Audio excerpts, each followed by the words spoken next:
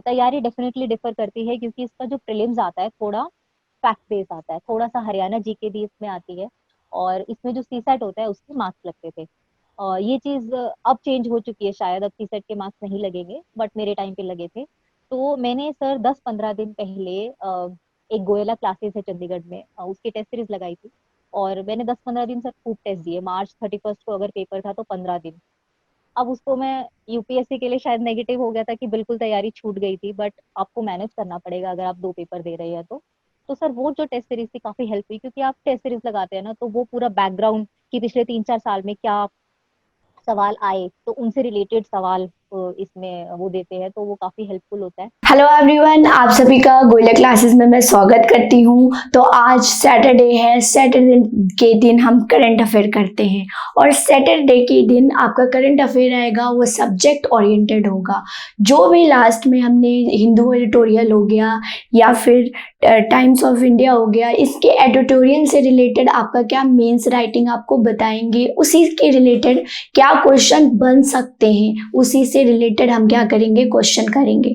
तो चलिए आज हम इकोनॉमी का एक जो है रिलेटेड एडिटोरियल है जो अशोक गुलाटी जी के द्वारा लिखा गया है, फूड सिक्योरिटी। बहुत अच्छे पॉइंट्स हैं, बहुत अच्छा लिखा हुआ है। तो चलिए आज स्टार्ट करते हैं। तो इन्होंने जो फूड सिक्योरिटी पे एडिटोरियल लिखा है, इससे क्या क्वेश्चन बन सकते हैं, तो चलिए स्टार्ट करते हैं। तो क्वेश्चन क्या बता रहा है, तो discuss the impact of weather मौसम on food security and suggest some measures. Solution बताएं to maintain the food security in India. आपको पता है कि हमारे इंडिया में क्या किसी भी इकोनॉमी में 4 प्रॉब्लम्स होती हैं, क्या, पॉवर्टी, अनएम्प्लॉयमेंट, स्कार्सिटी और इनइक्वालिटी। तो इसमें से क्या है, पॉवर्टी किस वजह से होता है, क्या होता है, बेसिक नीड्स फुलफिल नहीं होती, और बेसिक नीड्स रोटी कपड़ा मकान, मतलब फूड सिक्योरिटी नहीं है। तो फूड सिक्योरिटी क्या हम देखेंगे। और मैं आपको बताऊं तो हमारा जो कॉन्स्टिट्यूशन है, राइट टू लाइफ, बिल्कुल डायरेक्टली मेंशन नहीं है फूड सिक्योरिटी के बारे में, लेकिन कॉन्स्टिट्यूशन आर्टिकल 21 क्या स्टैंड करता है, right to life. Right to life जिएंगे कैसे, जब हम फूड सिक्योरिटी मतलब खाएंगे पिएंगे और अच्छे से रहेंगे, तभी हम क्या कर पाएंगे, जी पाएंगे। तो article constitution fundamental right indirectly देखे तो ये स्टैंड करता है। और जो भी सरकार है उनको क्या है, जो भी लोग रह रहे हैं उनको फूड सिक्योरिटी देना उनकी जिम्मेदारी हो जाती है। अगर हम देखें हमारी जो एग्रीकल्चर है, एग्रीकल्चर पे largest on an average 47% of population depend है, लेकिन अगर हम जीडीपी में देखें तो ओनली 3% ऑफ कंट्रीब्यूशन है जीडीपी में। तो ये क्या है, इफेक्ट है, मतलब बहुत वेरिएशन है। अगर वही आप सर्विस सेक्टर को देखें तो वो 9% ऑफ कंट्रीब्यूशन है। तो ये सब चीजें क्या हो जाती है, प्रॉब्लम है। तो क्यों ऐसा, क्या है प्रॉब्लम है, वो क्या है स्टूडेंट, वेदर है कि जो फार्मर है वो कहाँ डिपेंड है, वेदर पे डिपेंड है। वेदर पे मॉडर्नाइजेशन, इरिगेशन फैसिलिटी नहीं है, मॉडर्न टेक्नोलॉजी नहीं है, इरिगेशन हम मॉनसून पे ज़्यादा डिपेंड होते हैं। अगर मान ले मॉडर्नाइजेशन कर भी ले तो भी हम नहीं कर सकते, क्योंकि यहाँ पे स्मॉल होल्डिंग है, लेबर की होल्डिंग बहुत कम है, जो कि हमने सेंसस में देखा था, मार्जिनल होल्डिंग है। तो चलिए आज के क्वेश्चन को डिस्कस करते हैं, और स्टूडेंट इस पे क्वेश्चंस आ सकते हैं, बहुत चांसेस है। तो बहुत अच्छे से लिखा हुआ है अशोक गुलाटी जी ने, बहुत अच्छे से, ये आप पिक्चर देख रहे हैं, इन्होंने ऐसे लिखा है। तो चलिए स्टार्ट करते हैं। Food security defined by the United nation committee. United nation committee के द्वारा जो फूड सिक्योरिटी का डेफिनेशन है वो क्या कहता है, world food security means all people, जितने भी एक कंट्री में ये रह रहे हैं, at all time have physically social economic access to sufficient and safe nutritional food. अब मान ले कि रह भी रहे हैं रह रहे हैं, लेकिन वो खाना खा भी रहे हैं, लेकिन खाने का मतलब ये नहीं है कि वो कुछ भी खा रहे हैं। वो सेफ खाएंगे और न्यूट्रिशनल फूड खाएंगे, डाइट फूड। उनका हेल्थ अच्छा होना चाहिए खा के, तभी हेल्थ होगी, तभी प्रोडक्टिविटी इंक्रीज होगी। प्रोडक्टिविटी इंक्रीज होगी तो कम समय में कम समय में ज़्यादा काम कर पाएंगे। और ये है तो that make the food preference and dietary need of an active and healthy life। Active और हेल्दी लाइफ कब हो सकता है? जब जो भी लोग रह रहे हैं उनको न्यूट्रिशनल फूड और सेफ फूड मिले, राइट? फूड मिले, ये है। तो चलिए स्टार्ट करते हैं। और क्या है, अब देखिए, अगर हम कि food security is a combination. अब 3 यहाँ पे जो आप पिक्चर देख रहे हैं, ये फूड सिक्योरिटी मीन्स क्या होता है? यूटिलाइजेशन, अवेलेबिलिटी और एसेस। अब तीनों का अपना अपना मीनिंग है स्टूडेंट। तो चलते हैं, पहले स्टार्ट करते हैं फूड अवेलेबिलिटी। मतलब जितने भी लोग रह रहे हैं उनको अवेलेबल है फूड, उनके लिए स्टॉक में या फिर वो जैसे ही अवेलेबल है फूड, लेकिन मिनिमम प्राइस पे, मैक्सिमम प्राइस नहीं, मिनिमम, ताकि वो अफोर्ड कर पाए। और कौन सा? सेव और न्यूट्रिशनल फूड मिलना चाहिए, राइट? तो food must be available in sufficient quantity on a consistent basis. ये नहीं कि आज हम खा लिए भरपेट और कल नहीं खाए, राइट? ऐसे नहीं, 3 टाइम्स होना चाहिए, उनको खाना मिलना चाहिए। स्टॉक क्या होता है? इन्वेंट्री, जो कि हमारा नेशनल इनकम में भी इंक्लूड होता है। स्टॉक में, जिसको बफर स्टॉक भी बोलते हैं, right? Production, given area and capacity to bring a food elsewhere throughout the trade और एड्स। क्या है? पहले ट्रेड करने से पहले, एक्सपोर्ट करने से पहले जो लोग आपकी कंट्री में हैं उनको कंसिस्टेंट फूड मिलना चाहिए, राइट? अवेलेबल होना चाहिए, ये है। अगर अवेलेबल हमने ये कर लिया 1, सेकेंड हम करेंगे एसेस। अब एसेस क्या है? अवेलेबल तो हो, लेकिन ये अदर फैक्टर पे डिपेंड होता है, विदाउट एनी डिस्क्रिमिनेशन। मतलब मेल और फीमेल में कोई भी डिस्क्रिमिनेशन नहीं होना चाहिए। और ये जोग्राफिकल एरिया, मतलब रीजन टू रीजन डिफर करता है, जोग्राफिकल एरिया पे डिफर करेगा। तो एसेस, एक चीज होगा, फूड अवेलेबल होगा, लेकिन ये देखा जाएगा कि विदाउट एनी डिस्क्रिमिनेशन होना चाहिए। क्या होना चाहिए? और वो डिपेंड करता है जोग्राफिकल। अब देखिए, कोई एरिया में या कोई फूड में ज़्यादा हमें चाहिए, रेनफॉल नहीं चाहिए, तो उसके अकॉर्डिंग सबसे बेस्ट एग्जांपल मैं बताती हूँ। HYV सीड है, उसको बिहार की सॉइल ने किया, एप्लीकेबल नहीं हो पाया। वहाँ पे प्रोडक्टिविटी इंक्रीज ही नहीं हुई। तो ये geographical area to area differ करता है। उसी के अकॉर्डिंग क्या करना चाहिए, हमें पॉलिसी एंड प्रोग्राम बनाने चाहिए, और उसी के साथ हमें फूड सिक्योरिटी। तो अवेलेबल होना चाहिए, एसेस होना चाहिए विदाउट एनी डिस्क्रिमिनेशन, राइट? हर रीजनल इम्बैलेंस भी नहीं होना चाहिए। थर्ड है यूटिलाइजेशन। अब क्या है कि इकोनॉमी का मीनिंग ही स्टूडेंट क्या होता है कि हम रिसोर्सेज को ऐसे यूटिलाइज करें, क्योंकि स्कार्सिटी है, आपको जितना चाहिए उतना नहीं मिल सकता। इकोनॉमी का डेफिनेशन ये है कि हमारे पास लिमिटेड रिसोर्सेज और अनलिमिटेड वांट है, तो उसको ऐसे यूज करें कि उससे मैक्सिमम सेटिस्फैक्शन मिले, राइट? तो मैक्सिमम सेटिस्फैक्शन कब मिलेगा? जो भी फूड आपका हो रहा है, जो भी बन रहा है। अब कभी कभी ये देखते होंगे कि प्रोडक्शन तो हो जाता है, लेकिन वो वेस्ट हो जाता है। तो गवर्नमेंट को ऐसे पॉलिसीज एंड प्रोग्राम बनाना चाहिए कि उस फूड का मैक्सिमम यूटिलाइजेशन हो, और बिल्कुल जो पिछड़े हुए लोग हैं, बिल्कुल एट लास्ट जो लोग हैं, उन सबको मिलना चाहिए। ये नहीं कि हमने कुछ पोर्शन ऑफ पीपल को अवेलेबल कर दिया और कुछ पोर्शन ऑफ पीपल को अवेलेबल नहीं किया। किसी में तो प्रोडक्टिविटी या फिर कैपेसिटी इंक्रीज हो रही है, किसी में कम हो रही है, तो ऐसा नहीं होना चाहिए।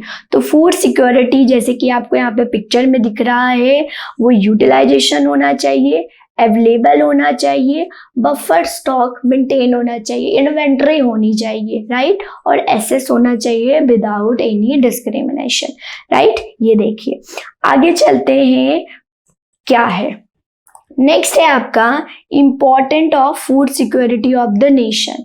अब किसी भी नेशन के लिए फूड सिक्योरिटी कैसे इम्पोर्टेंट है, फूड सिक्योरिटी कैसे इम्पोर्टेंट है, बूस्टिंग द एग्रीकल्चर सेक्टर। अगर फूड सिक्योरिटी होगा जिससे क्या होगी, एग्रीकल्चर की बूस्ट होगी। अभी हमने देखा कि ओनली 3% ऑफ जीडीपी में कंट्रीब्यूशन है। अगर फूड सिक्योरिटी ज़्यादा होगी मीन्स प्रोडक्टिविटी होगी, रिटर्न्स ज़्यादा होगा, तो एग्रीकल्चर का बूस्ट मतलब कि मैक्सिमम जीडीपी में इसका कंट्रीब्यूशन होगा। नेक्स्ट है for having control on food prices. जब भी याद रखिएगा, जब सप्लाई कम होता है और डिमांड ज़्यादा होता है तो प्राइस इंक्रीज हो जाती है। शॉर्टेज ऑफ, तो अगर अच्छे अमाउंट में फूड सिक्योरिटी होगी, जितनी ज़रूरत है उतनी होगी, जिससे प्राइस क्या हो जाएगा, रिड्यूस होगा, और बोल सकते हैं प्राइस मेंटेन रहेगा, राइट। इससे इकोनॉमी ग्रोथ होगी। अब जैसे कि अगर इकोनॉमी एग्रीकल्चर में बूस्ट मतलब जीडीपी में कंट्रीब्यूशन, जीडीपी पे कंट्रीब्यूशन मतलब इनकम इंक्रीज हो रहा है। अगर इनकम इंक्रीज हो रहा है मतलब कि लोगों को जॉब मिल रहा है, एम्प्लॉयमेंट हो रही है, इकोनॉमी में लिंक होती है सारी चीज। इनकम इंक्रीज होगा तो एम्प्लॉयमेंट इंक्रीज होगी, एम्प्लॉयमेंट इंक्रीज होगी तो आउटपुट इंक्रीज होगा। हर चीज क्या होती है, लिंकेज होती है। तो एक चीज क्या होता है, ट्रिकल डाउन इफेक्ट पड़ता है, याद रखिएगा, ट्रिकल डाउन इफेक्ट ये है। ट्रेड अपॉर्चुनिटी, हम क्या करेंगे, एक तो हमने अपना पेट भर लिया, उसके बाद लास्ट में हम किसी और का भी पेट भरेंगे, मतलब हम एक्सपोर्ट करेंगे और एक्सपोर्ट से हम क्या कमाएंगे, फॉरेन रिजर्व कमाएंगे, राइट। ये हो जाता है। Increase global security on stability. सबसे आप याद रखिएगा, फूड सिक्योरिटी किसी भी कंट्री की सोवरेनिटी को मेंटेन करता है। आप अगर फूड के लिए, पाकिस्तान क्या है, फूड के लिए भी डिपेंड है चाइना पे। श्रीलंका क्या है, फूड पे भी डिपेंड है, किस पे, चाइना पे। तो वो क्या है कि ऐसा ना नौबत आए कि आप क्या करो, किसी और पे डिपेंड हो, तो आपकी कंट्री की सोवरेनिटी पे फर्क पड़ेगा। आप डिपेंड होगे तो वो आपके अकॉर्डिंग क्या करेगा, पॉलिसीज एंड प्रोग्राम। ब्रिटिशर ने हमारे साथ क्या किया था, ऐसे ही किया था। तो ये चीज है। तो किसी भी कंट्री की फूड सिक्योरिटी क्या बताता है, कंट्री की सिक्योरिटी और स्टेबिलिटी, राइट। स्टेबिलिटी मीन्स क्या, stable growth, stable output, stable employment, right. ये होता है। Improve the health and health care, मतलब लोगों की अगर अच्छा भोजन खाएंगे तो लोग की हेल्थ अच्छी रहेगी, हेल्थ अच्छी रहेगी तो क्या होगा, वो अच्छा काम करेंगे, उनकी प्रोडक्टिविटी इंक्रीज होगी। तो एजुकेशन और हेल्थ ह्यूमन डेवलपमेंट में बहुत इफेक्ट करता है। एजुकेशन और हेल्थ दोनों जो है बहुत इफेक्ट करता है किसी भी ह्यूमन रिसोर्सेज को डेवलप करने में, राइट, दोनों में। नेक्स्ट चलते हैं, और क्या है, अब क्या है, वाई वी वेरी, एक क्वेश्चन ही था, वाई वी नीड, क्यों जरूरत है हमें water proofing food security, sorry weather proofing, क्या, weather proofing food security. Weather मतलब कि हमें ऐसा क्या करना है कि हमें क्या है, वेदर पे डिपेंड ना होना चाहिए। अब बहुत सारी क्या है, फार्मर वेदर पे डिपेंड होती हैं। अब कभी वेदर बहुत अच्छा, मतलब कि जितनी चाहिए नहीं बारिश उतनी हो जाती है, और जितनी कभी चाहिए उतनी हो नहीं पाती। क्रॉप पैटर्न अलग अलग है। तो वन बाय वन देखते हैं कि हमें ऐसा प्रूफिंग, एक प्रूफ होता है ना बचावदार, ऐसा क्यों चाहिए। चलिए देखते हैं।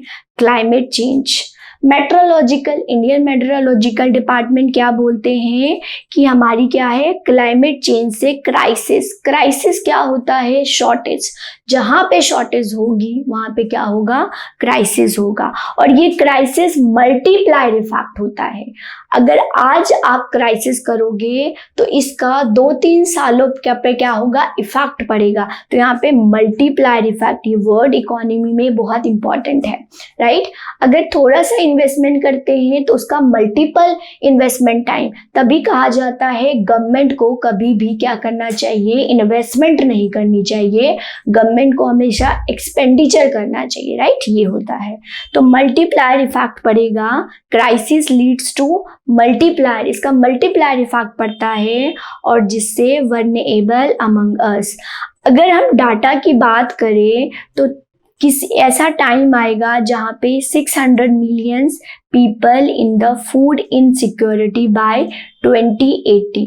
अगर ऐसे ही क्राइसिस चलते रहे, क्लाइमेट चेंज की वजह से क्राइसिस होगा और वो मल्टीप्लायर इफेक्ट होगा और ऐसा आएगा जहाँ पे 600 मिलियन पीपल क्या होंगे, फूड जिनको खाना नहीं मिलेगा, और ये कब तक, 2080 तक। तो ये सिचुएशन ना आए इसके लिए गवर्नमेंट को क्या बनाना चाहिए, पॉलिसी। ये हम फर्दर डिस्कस करेंगे, राइट। तो आगे चलते हैं, देखते हैं अब क्या है। यहाँ पे देखिए, about 80% of global population are at risk. अगर हम देखें तो 80% जहाँ कौन सी कंट्रीज में, हंगर क्या है, SDG सस्टेनेबल डेवलपमेंट गोल का वन ऑफ द गोल है hunger from climate change. Climate change की वजह से क्या होता है, हंगर आता है, और सब सहारन अफ्रीका हो गया, साउथ एशिया हो गया, साउथ ईस्ट एशिया हो गया, इन सब में ज़्यादा है वेदर क्लाइमेट की वजह से। फार्मिंग फैमिलीज आर, ये क्या है, पुअर और वर्नेबल क्या होता है, बिछड़ी हुई।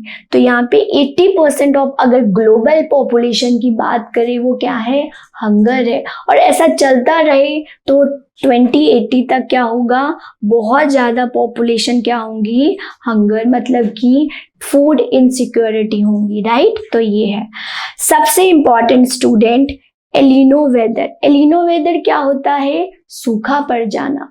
मीन्स अगर अभी हम सिचुएशन देखें तो वो जो गर्म पानी है वो किससे, साउथ अमेरिका की तरफ जा रहे हैं। अगर गर्म पानी साउथ अमेरिका, मतलब भाप नहीं बनेगा, और भाप नहीं बनेगा तो बारिश नहीं होगी तो सूखा होगी। अगर इस बार की देखे बात तो एलिनो वेदर जो है ये वन ऑफ द रीजन है फूड इनसिक्योरिटी का, राइट, ये है। तो यहाँ पे देखिए, a severe drought causes by El Nino pattern of climate change पूछता, एलिनो वेदर की वजह से जो मिलियंस ऑफ पीपल क्या है, पुअर हो जाएंगे और पॉवर्टी हो जाएंगे, क्योंकि फूड इनसिक्योरिटी, क्योंकि ये क्या है, ये साउथ अमेरिका की तरफ इस बार जा रहा है। ये बहुत बड़ा रीजन है, इसको लिख के आएंगे स्टूडेंट, बाई चांस अगर ये क्वेश्चन आ गया तो। एलिनो वेदर बहुत ज्यादा इम्पैक्ट करेगा फूड इनसिक्योरिटी पे, राइट। नेक्स्ट देखते हैं क्या है। अब इम्पैक्ट क्या पड़ता है, असर क्या होता है वेदर का ऑन फूड सिक्योरिटी। सबसे पहले आपका फर्स्ट इम्पैक्ट है crop yield and production.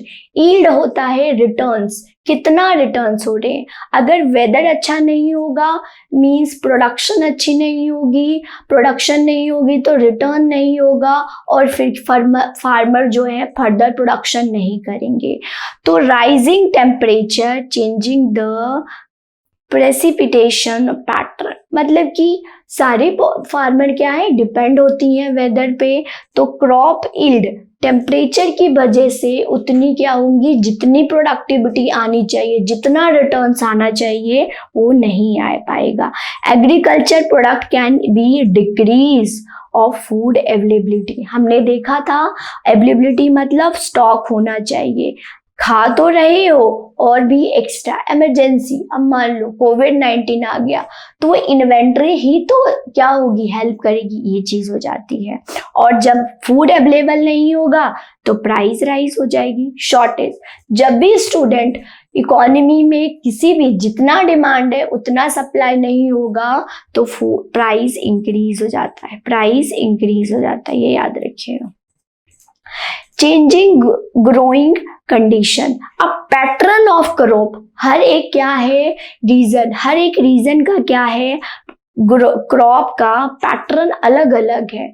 Depend करता है कि कौन से क्रॉप को ज्यादा क्या चाहिए, वाटर, और कौन से क्रॉप का कम वाटर, तो क्रॉप पैटर्न भी चेंज होगा। अब क्या हम वीट ही खाएंगे, वीट के साथ रोटी के साथ आप क्या कुछ और नहीं खाओगे, तो क्या होगा, ये डिपेंड होगा। तो आपका पैटर्न, फूड पैटर्न क्या हो जाता है, चेंज हो जाता है। किसकी वजह से, वेदर की वजह से, राइट। कि अब हमें जितना चाहिए वाटर उतना नहीं है, तो आपका pattern of growing, pattern of crop क्या होगा, चेंज होगा। यहाँ पे देखिए, यहाँ पे क्या है, shift in temperature, rainfall pattern में require farmer to adapt their practices even the switch to different crop. अब क्या होगा, क्रॉप, अब फार्मर को क्या होगा, अनसर्टेन होगा, अब रिस्क लेना पड़ेगा उनको कि ये क्रॉप उगाए या ना उगाए, उनको चेंज पैटर्न में क्या होगा, प्रॉब्लम आएगी, राइट। तो ये हो जाती है, और this lead to be destructions in food production and food imbalance, right. ये है। नेक्स्ट हम देखते हैं क्या है, लाइफ स्टॉक और फिशरी। एक तो होता है फार्मिंग और दूसरा क्या होता है, लाइफ स्टॉक, ठीक है।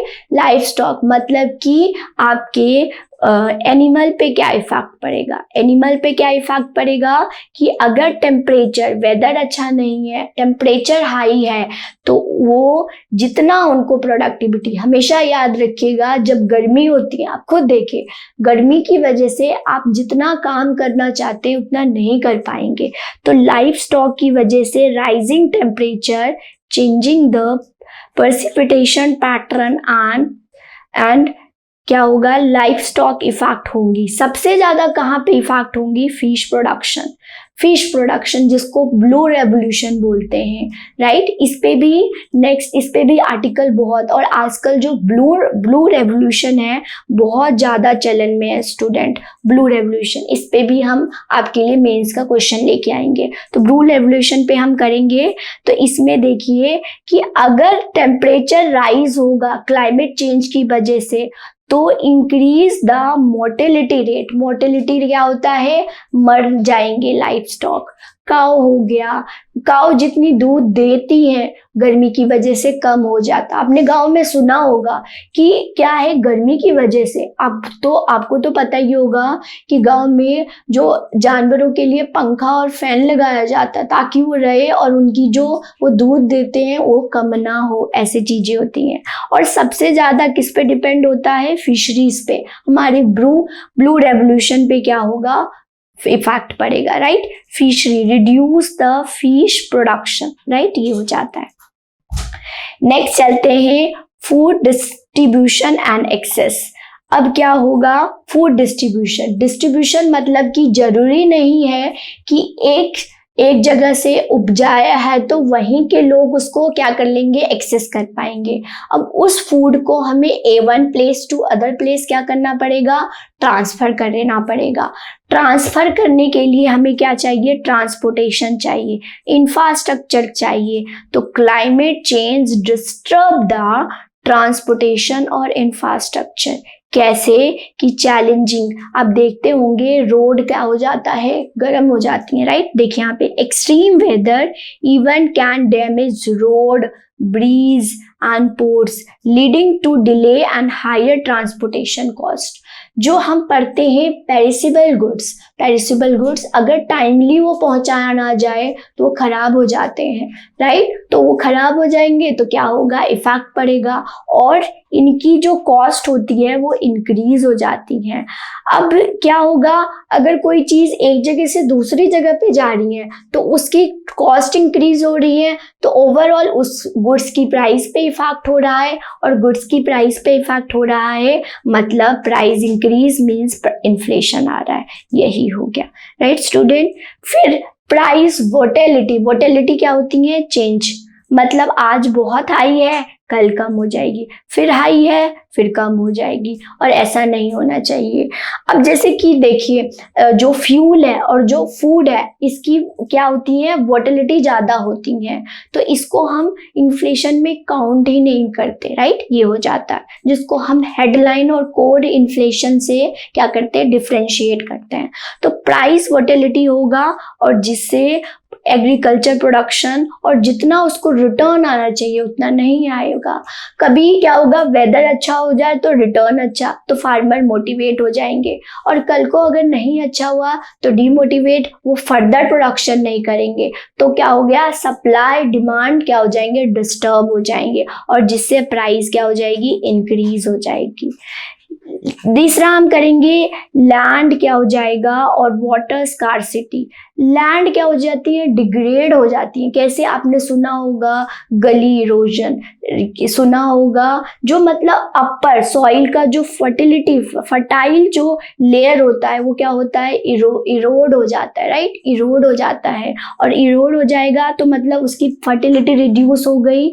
या फिर देखते होंगे कि बहुत ज्यादा पानी आने की वजह से क्या होता है, क्रॉप जो सॉइल है वो क्या हो जाती है, बहा के लेके जाती है, तो उसको प्लांट को स्टैंड करने के लिए कोई सपोर्ट नहीं रहता है, तो खराब हो जाती है। बहुत बार ओला आ गया, आप बहुत बार सुनते होगा, ओला आ गया, ड्रॉट आ गया, या रेनफॉल, ये सारी इफेक्ट क्या पड़ती हैं, प्रोडक्टिविटी पे इफेक्ट करती हैं। तो जितना सॉइल अच्छा होगा, जितनी उसकी फर्टिलिटी होगी, उतना प्रोडक्शन होगा और उतनी फूड सिक्योरिटी इंक्रीज होगी। तो कैसे लिंक है एक दूसरे से। अब हमने देखा कि वेदर की वजह से क्या क्या इफेक्ट होता है। अब चैलेंजेस क्या है, क्या क्या चैलेंजेस आते हैं किसके पास, मॉनेटरी और फिस्कल पॉलिसी। जब प्राइस इन्फ्लेशन इकोनॉमी में आता है तो कौन करता है, मॉनेटरी या फिस्कल पॉलिसी। मॉनेटरी मतलब सेंट्रल बैंक मतलब आरबीआई, आरबीआई कैसे कंट्रोल करेगी। फिस्कल पॉलिसी मतलब गवर्नमेंट कैसे करेंगी। और कभी कभी क्या हो जाता है, इनके भी आउट ऑफ कंट्रोल हो जाता है, उनके लिए भी एक चैलेंजिंग है, राइट। तो यहाँ पे सबसे बेस्ट एग्जांपल है कोविड-19 pandemic and Russia Ukraine conflict. बहुत ज्यादा इनके कंट्रोल से भी बाहर, तो ये वन ऑफ द क्या है, चैलेंजेस है। नेक्स्ट देखेंगे एलिनो जो वेदर है ये बहुत ज्यादा, ये सूखा करती है, राइट। तो क्या, एलिनो लूमिंग द डेंजर और it's fear that it could be causes below normal, मतलब कि जितना पानी रेनफॉल होना चाहिए उतना नहीं आएगा, और सबके पास क्या है, इरिगेशन फैसिलिटी नहीं है, तो वो सूखा पड़ेगा, और सूखा पड़ेगा तो एग्रीकल्चर प्रोडक्शन नहीं होगी, एग्रीकल्चर प्रोडक्शन नहीं होगी तो फूड सिक्योरिटी पे इफेक्ट पड़ेगा। और सीरियल्स के इन्फ्लेशन अगर देखें तो ये 13.7% का इन्फ्लेशन इंक्रीज हो रहा है। वैसे अगर हम देखें तो इंडिया में इन्फ्लेशन बहुत ज्यादा हो गया, बट अब हम क्या कर रहे हैं, जनवरी से रिड्यूस हो रहा है। नेक्स्ट हम करेंगे राइस इन्फ्लेशन। राइस का इन्फ्लेशन कितने परसेंट, अगर अप्रैल में देखें तो 11.4%, अगर व्हीट इन्फ्लेशन देखें, वीट की महंगाई देखें तो 15.5%, राइट। ये सारी, तो इन सब की क्या है, इन्फ्लेशन चैलेंजेस है। एक एलिनो वेदर जो है वो चैलेंजेस है, राइट। एलिनो इस बार बहुत ज्यादा फूड सिक्योरिटी के लिए ये चैलेंज है। मिल्क इन्फ्लेशन आप लोग बहुत ज्यादा सुन रहे होंगे, बहुत, हर बार। एक 26 था, 26 से 27 हुआ, अगले ही दिन सुन रहे हैं 28 हो गया, अगले ही दिन सुन रहे हैं 29 हो गया एक पैकेट। और अगर आधा किलो का देखें तो अगले ही दिन देख रहे हैं 30 रुपीज हो गया। कैसे लगातार, और एकदम इसमें जंप आई है इन्फ्लेशन में। और क्यों हुआ, Russia Ukraine war, oil price क्या, अब मिल्क प्रोडक्शन, जो इंडिया क्या है सफिशिएंट मिल्क प्रोडक्शन उनको क्या कर रही है, इंपोर्ट करना पड़ रहा है। तो ये सब क्या है, चैलेंजेस है स्टूडेंट। अब हम करेंगे नेक्स्ट है आपका, ये हो गया मिल्क। नेक्स्ट है fodder price inflation. Fodder price inflation क्या होता है, चारा मीन्स अगर जानवर को खिलाने के लिए जो है बहुत महंगा पड़ रहा है तो वो खाएंगे नहीं, तो उतना वो प्रोडक्शन या मिल्क कैसे देंगे, तो वो भी वन ऑफ द रीजन है फूड इनसिक्योरिटी का, राइट। तो इसका देखिए तो between 20 to 30% of inflation increase. और ये सब डाटा स्टूडेंट आपने लिख के आना है, डाटा बहुत इंपॉर्टेंट है। तो ये है मिल्क इन्फ्लेशन, किसकी वजह से, फॉडर की प्राइस की वजह से। अब हम लास्ट में कंक्लूजन देखेंगे कि एज अ गवर्नमेंट क्या कर सकती हैं फूड इनसिक्योरिटी को हटाने के लिए। तो what should be the way forward solution, जो कि हम देखेंगे buffer stock policy. Buffer stock policy अपनाएंगे, और वो कौन अपनाता है, फूड कॉर्पोरेशन ऑफ इंडिया। ये 1948 में आया है, ये 1948 में आया है फूड कॉर्पोरेशन। ये बफर स्टॉक मतलब इन्वेंट्री में रखते हैं कि जैसे ही क्या हुआ, सब डिमांड इंक्रीज होगा, हम सप्लाई इंक्रीज कर देंगे। और कभी भी जैसे ही फार्मर ने प्रोडक्शन किया, क्या करना चाहिए, गवर्नमेंट को उनसे खरीद लेना चाहिए, और जितनी जितनी इकोनॉमी में डिमांड आएगी उतना उतना ही सप्लाई करेंगे। अगर वो खरीदते नहीं है, वो स्टॉक मेंटेन नहीं करते हैं, और प्राइवेट सेक्टर अगर मेंटेन करता है, तो इकोनॉमी में इन्फ्लेशन हो जाएगा, क्योंकि वो होर्डिंग करेंगे और वो तब निकालेंगे जब प्राइस हाईएस्ट पे होगा। प्राइस जब हाईएस्ट पे होगा तो निकालेंगे, तो बहुत ज़्यादा प्रॉब्लम हो सकती है स्टूडेंट।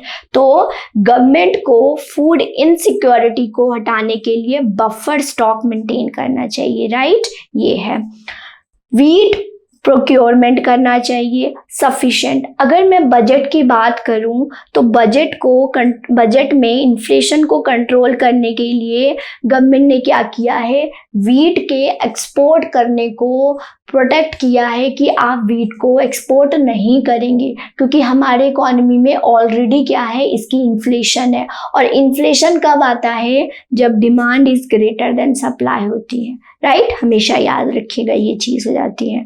नेक्स्ट और क्या करेंगे, lower import duty on fats. अब हम क्या करते हैं, फैट्स पे जैसे कि जो हमारा मीट है, इन सब पाउडर, मीट मिल्क पाउडर जो है, हम क्या करते हैं, बाहर से इंपोर्ट करते हैं। अगर इस पे इंपोर्ट ड्यूटी ज़्यादा होगी तो क्या होगा, उसकी प्राइस इंक्रीज हो जाएगी, और प्राइस इंक्रीज हो जाएंगी तो इन्फ्लेशन हो जाएगा। तो गवर्नमेंट को जो ड्यूटी है, इंपोर्ट ड्यूटी 10 to 15% ही रखना चाहिए, राइट। 10 to 60 से 10 to 10। अब ये भी याद रखिएगा, बजट में क्या लिखा हुआ है कि उन्होंने कॉटन पे क्या है, इंपोर्ट ड्यूटी को कम किया है, राइट। ये सब चीजें। तो दूसरा रीजन हो सकता है, जो हम मिल्क हो गया, मिल्क पाउडर जो हम इंपोर्ट करते हैं, इस पे ड्यूटी कम कर देना चाहिए। ड्यूटी कम करेंगे तो प्राइस रिड्यूस हो जाएगा और सोल्यूशन हो जाएगा। नेक्स्ट और देखते हैं क्या कर सकते हैं, address the challenges of fodder price inflation. Fodder मतलब चारे की प्राइस क्या हो जानी चाहिए, कम हो जानी चाहिए। और ये क्या होगा, suitable crop combination and developing the fodder bank.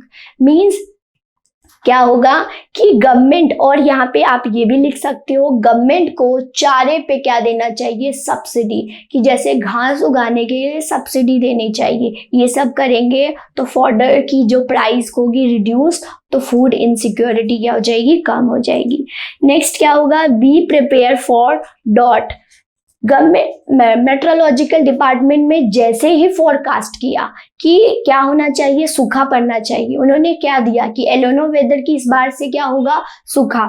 तो हमें क्या करना चाहिए, उसके पहले ही क्या करना, सॉल्यूशन निकाल लेना चाहिए, इरिगेशन फैसिलिटी लेना चाहिए, ड्रॉट सिस्टम लेना चाहिए, ताकि हमारी जो फूड इनसिक्योरिटी क्या हो जाए, कम हो जाए, राइट। तो ये है introducing the drought tolerance crop variety. मतलब कि ये देखो, मिलेट उगाओ, मिलेट को क्या बोला गया है, श्री अन्न बोला गया है।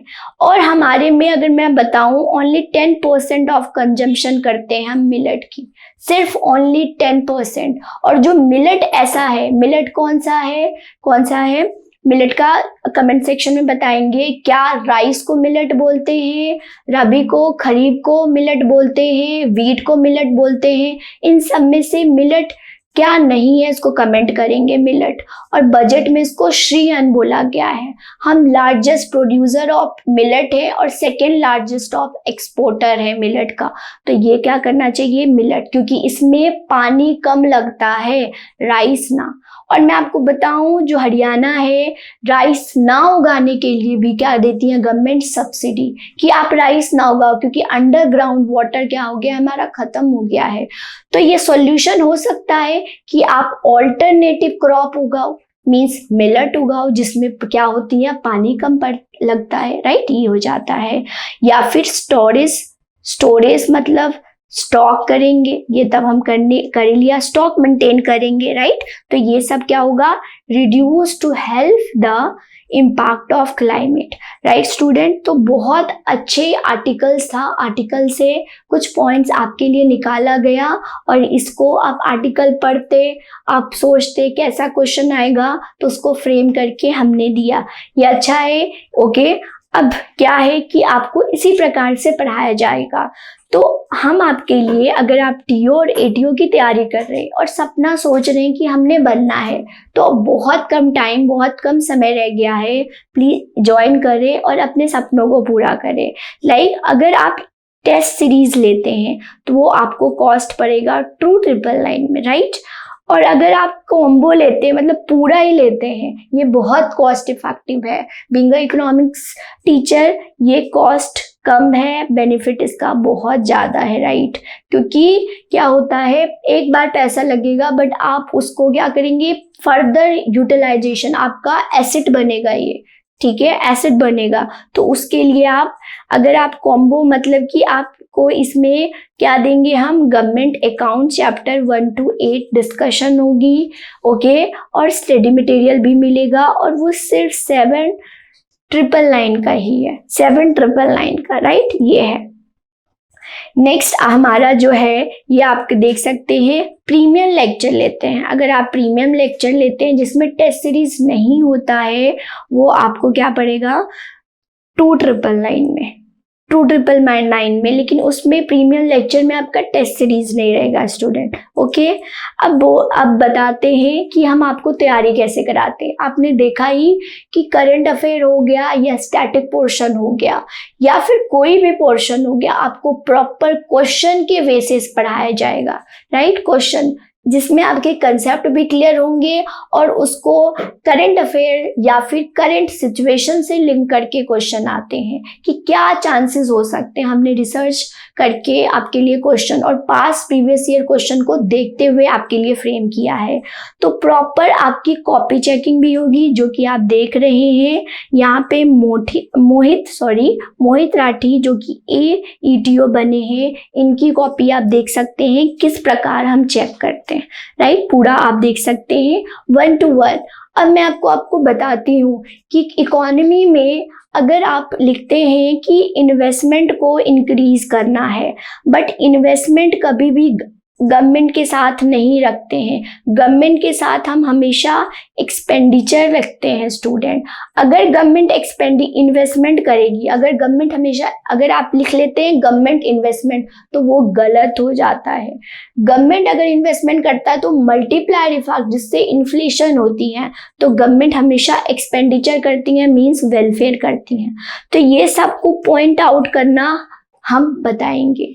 अब सेविंग जो है वो कभी भी क्या करता है, फर्म नहीं करता, वो सेविंग हमेशा हाउस होल्ड करती हैं, राइट।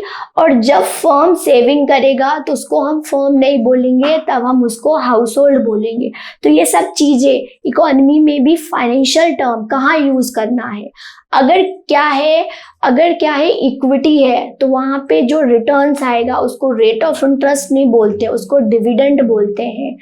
अगर आपने डेट लिया है, मतलब डिवेंचर खरीदा है, तो उस पे हम डिविडेंड नहीं बोलेंगे, उस पे हम रेट ऑफ इंटरेस्ट बोलेंगे। तो फाइनेंशियल टर्म बहुत इंपॉर्टेंट होती है, कब कहाँ यूज करेंगे बहुत इंपॉर्टेंट होता है, आंसर राइटिंग में इम्पैक्ट करता है, राइट। तो आप देख ही रहे हैं, तो हर कुछ आपको पॉइंट आउट किया जाएगा। नेक्स्ट ये आप देख सकते हैं कैसे उनकी कॉपी चेक होगी, राइट। नेक्स्ट यही है प्रीमियम लेक्चर, जिसमें टेस्ट सीरीज नहीं होंगे और 2,999 का पड़ता है आपको।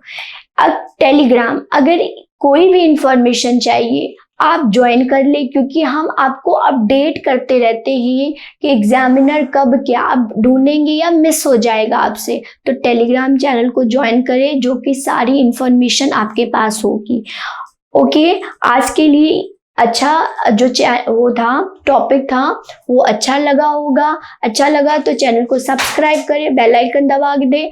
नेक्स्ट लेक्चर में फिर मिलेंगे नए टॉपिक और नए सब्जेक्ट्स और नए पैटर्न के साथ। Thank you, all the best.